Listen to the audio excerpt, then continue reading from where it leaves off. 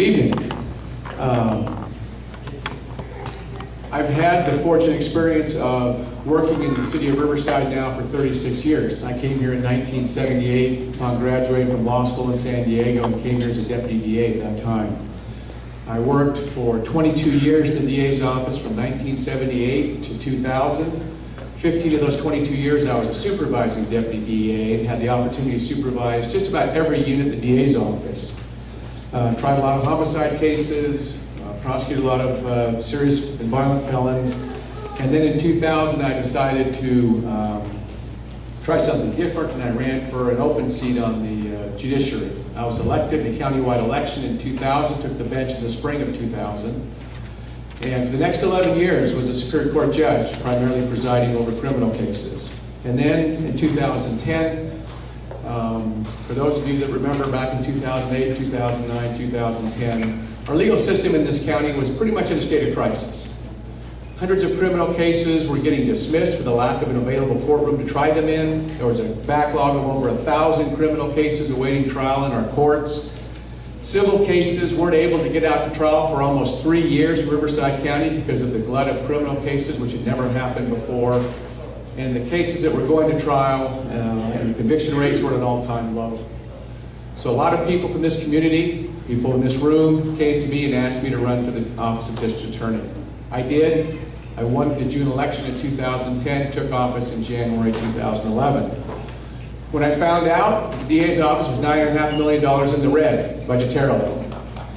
So during my past three and a half years, we balanced the DA's budget every year. The conviction rates at trial has been significantly increased. Civil cases are getting out to trial on a regular basis. Not one criminal case has been dismissed for lack of an available courtroom. Thank you.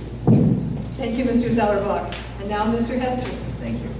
Good evening, ladies and gentlemen. It's my pleasure to be here with you tonight, and I appreciate everyone taking the time to come and hear us. I want to introduce myself. I've been a deputy district attorney for 16 years in Riverside County. I spent the last 10 years in the homicide unit, but I was also born in Riverside County. I was born in the Coachella Valley. I have a huge family out in the Coachella Valley. My mom's family came here from Mexico in the 1940s. My dad was a Palm Springs police officer, so I grew up in and around law enforcement. And like I said, I spent last 10 years in the homicide unit where I tried about 35 homicide cases, and before that I worked in the sexual assault unit where I tried and supervised part of the sexual assault unit and tried many of those cases as well. I'm running for district attorney because our office has lost its way. Over the last 8 years, we have lost many experienced prosecutors. We have lost great leaders, great people who have left the office because we've lacked leadership. And we've also lost something else. We've lost Grover Trask's legacy, which is leadership, doing the right thing for the right reason. Integrity matters at the district attorney's office. We've lost our way. We're not focused on public safety. The stats and the accomplishments that Mr. Zellerbach cites are hollow. It's not working. It's broken. The system is broken. And we need to do better. And we need new leadership. There's no way that we can fix this until we get a new district attorney that is focused on public safety and that brings integrity to the job. And I want to just mention why that's so important to us.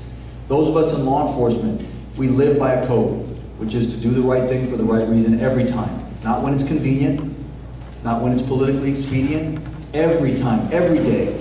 And when we lose that, we begin to erode the sense of mission that people have in law enforcement. It's true in the DA's office, it's true in police departments. We simply cannot cut corners. Our ethics are not negotiable.